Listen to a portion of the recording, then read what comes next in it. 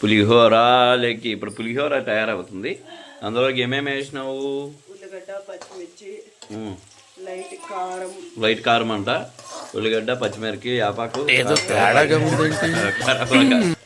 కరివేపాకు, కారం, తగినంత ఉప్పు.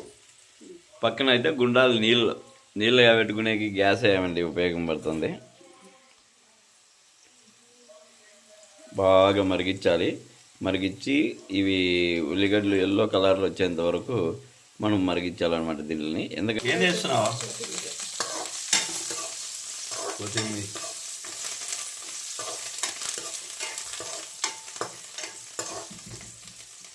కొత్తిమీర బాగా కలపాలి.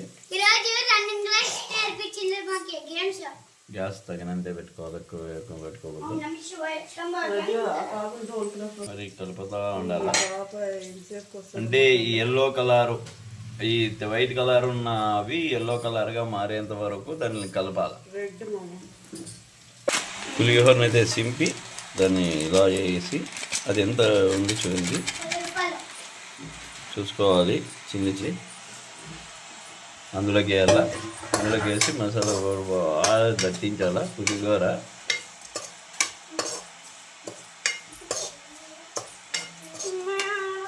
పులిహోర స్మెల్ వచ్చేసింది బాగా. ఇంకా ఇదే కావాలా.